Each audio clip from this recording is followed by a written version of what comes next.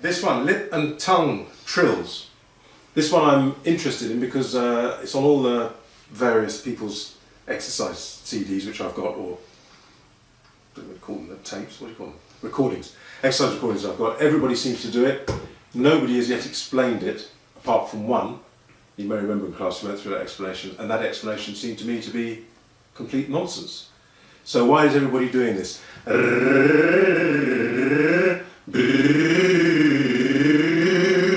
Why did they do it, Hannah? Please.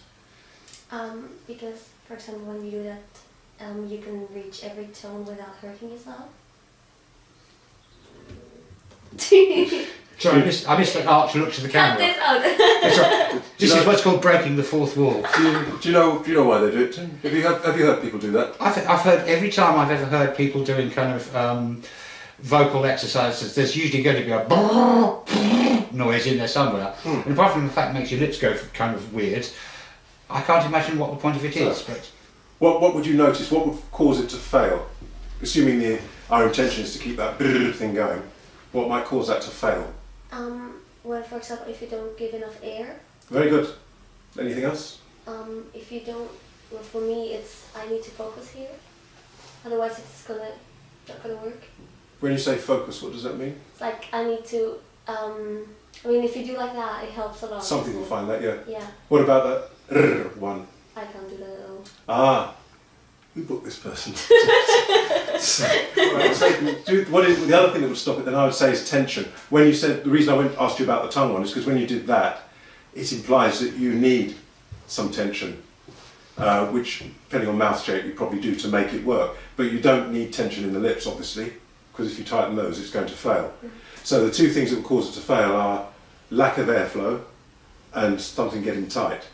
Providing this is loose and the air's there, it's just going to go on forever until I run out of air. So those two things are very important. I've noticed something else about it. I've noticed that naturally the voice placement tends to be forward. We'll look at this in the humming one coming up, but it naturally is hardest to go. I have to very deliberately put it back. It naturally seems to want to be,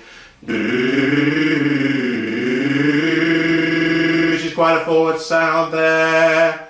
So my thinking is that's a byproduct, the forward thing I'm imagining, whoever came up with this thing. I think the main thing is it's a monitor for airflow and secondary monitor for any tension that may occur, that may cause it to stop. If it fails, I've got tight, it's stopped obviously instantly. So it's a monitor for those two things. It's very much in front of you. Are you putting the air through? That's your main thought. Am I staying relaxed? The fact that it's forward is nice. The other thing I've noticed is when you start putting a tone to it, is that if I were to go up the scale like this, I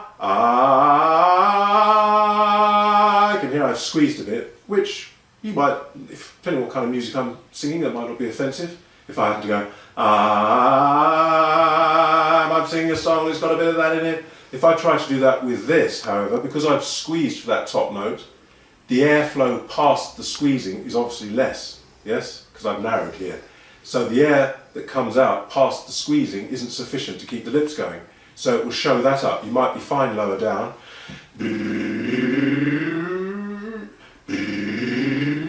no matter how you try to keep it going, it won't, because you haven't noticed that you're getting smaller there. So you might think, that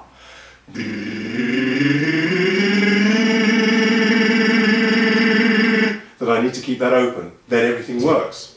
Finally, and I suspect this might be, I don't know where this came from, so everybody does and nobody explains it. It strikes me that the other thing it's sneaking in is you singing louder than you might. Because if I were to do this with just an I've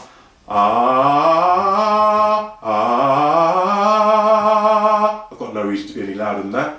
To do it with this, I have to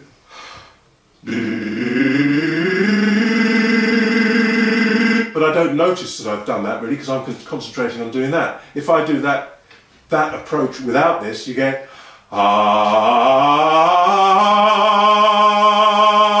it's the kind of energy I'm using. So it's getting me used to making a bigger sound but disguising it a little bit because I'm concentrating on the So it seems to me that's behind it. Bear in mind that most singing exercises, even today, I think, even today have come from a classical background because that was taught. I'm not sure if our brethren used to teach these things back in the bush, wherever we were. I think a lot of places, when they use singing functionally, maybe Africa, I wonder if they taught it in terms of technique. I think you just copied and got on with it. But the European thing has been taught, and it's been taught to fill a big space with other musicians behind you. So bear in mind, a lot of this stuff is going to be about maybe being a bit bigger than we might be now with microphones. And this one might be a relic from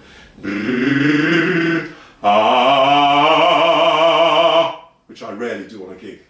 So maybe that's where it comes from. Let's see what happens with you. Here it is. It's a little reggae feel, as you know.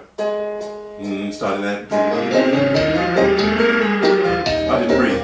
2, 3, and keep the air moving. Good. Keep the air right the way through. Don't worry what the voice does. Stay relaxed. Breathe. Good. Release.